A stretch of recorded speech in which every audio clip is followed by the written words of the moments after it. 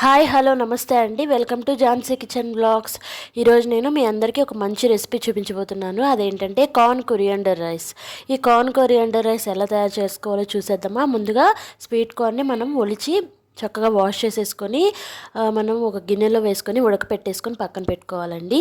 చూడండి, నేను ఈ విధంగా స్వీట్ కార్న్ని ఒలుస్తున్నాను. చాక్తో ఒక లైన్ అలా లేపితే మనకి ఒలుచుకోవడానికి ఈజీగా ఉంటుంది.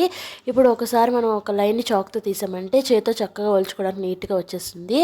అలాగే మీల్ మేకర్ని కూడా మనం వేడి వేడి నీళ్ళలో వేసుకొని కొంచెం ఒక 5 నిమిషాల నుంచి ఉడకపెట్టి పక్కన తీయాలి. ఇప్పుడు మనం నెక్స్ట్ ప్రాసెస్లోకి వెళ్ళిపోదామా. ఇప్పుడు మనకి ఈ రైస్కి కావాల్సిన పదార్థాలన్నీ రెడీగా పెట్టేసుకున్నానండి. ముందుగా ఒక పెద్ద కట్ట కొత్తిమీరని కడిగి పెట్టేసుకున్నాను. ఇప్పుడు దీన్ని మిక్సీ జార్లో వేసేస్తున్నానండి. ఈ పెద్ద కట్ట తీసుకుంటే నలుగురికి వస్తుందండి రైస్ అనేది. నేను 3 గిద్దలు బియ్యం తీసుకున్నాను కాబట్టి ఒక పెద్ద కట్ట కొరియాండర్ని కట్ చేసి పెట్టుకున్నాను, శుభ్రంగా వాష్ చేసుకొని. ఇప్పుడు ఇందులోకి కొత్తిమీరతో పాటు మిక్సీ జార్లోకి కొంచెం అల్లం, పచ్చిమిర్చి, అలాగే వెల్లుల్లి రెప్పలు ఒక 10 రెప్పలు. మనం అల్లం వెల్లుల్లి పేస్ట్ విడిగా ఉంటే అల్లం వెల్లుల్లి పేస్ట్ వేసుకోవచ్చు, లేకపోతే ఇలా మిక్సీ వేసేటప్పుడు అల్లం వెల్లుల్లి కొంచెం వేస్తే సరిపోతుంది. ఇప్పుడు కొంచెం పచ్చి కొబ్బరి ఒక పావు చిప్ప వేసుకోవాలి. అలాగే ఒక మీడియం సైజ్ టమాటాని కూడా కట్ చేసి వేసుకోవాలి. ఇప్పుడు ఇందులోకి కొబ్బరి వేయడం వల్ల రైస్కి టేస్ట్ చాలా బాగుంటుందండి. కొబ్బరిని స్కిప్ చేయకండి. ఇప్పుడు ఒక 1/2 గ్లాస్ వాటర్ పోసేసి మనం మెత్తగా పేస్ట్ లాగా అయ్యేలా గ్రైండ్ చేసి పక్కన పెట్టుకోవాలి. ఇప్పుడు ఇందులో పొయ్యి మీద ఒక బాండి పెట్టేసుకొని అందులోకి ఒక టేబుల్ స్పూన్ నెయ్యి వేసుకోవాలండి. అలాగే మిగతాది ఆయిల్ వేసుకోవాలి.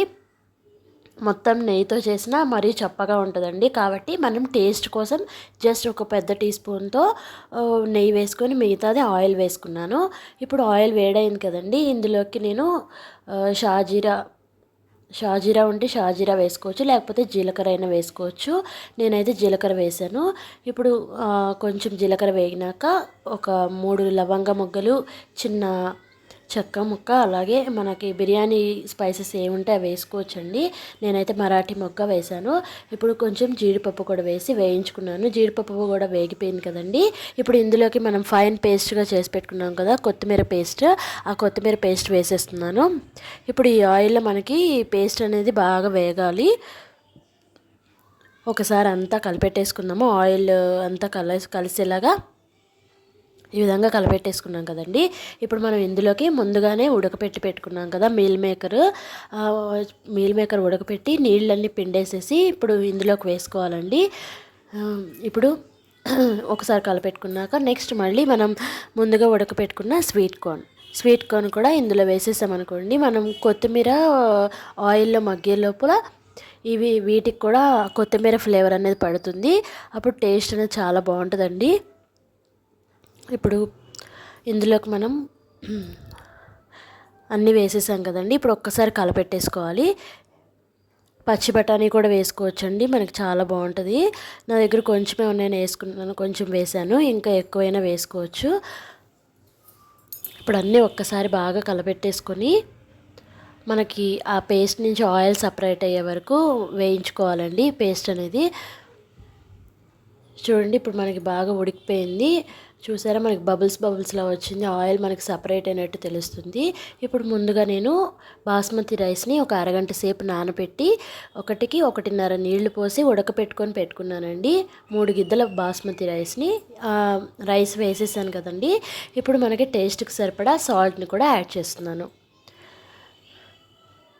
ఇప్పుడు సాల్ట్ వేసేసాక మనకి కొరియాండర్ పేస్ట్ ఉంది కదండి, అది అన్నం అంతా బాగా పట్టేలా చక్కగా కలపెట్టుకోవాలండి.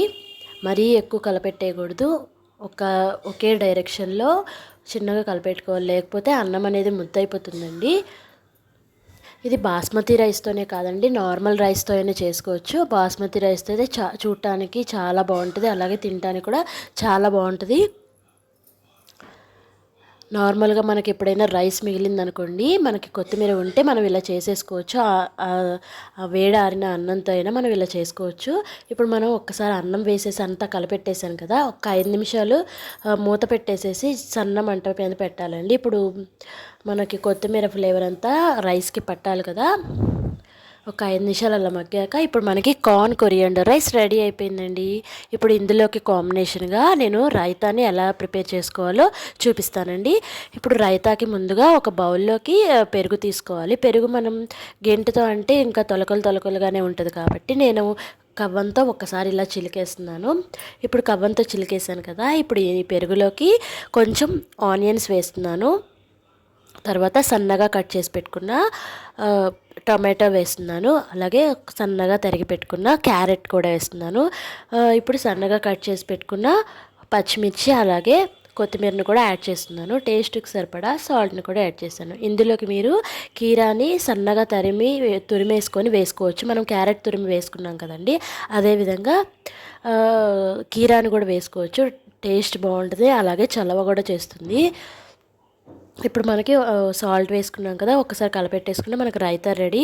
అలాగే coriander rice with raita ready అయిపోయిందండి. మన టేస్ట్ చూద్దామా?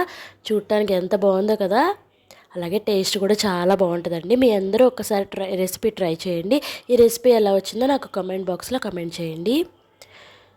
Thank you very much.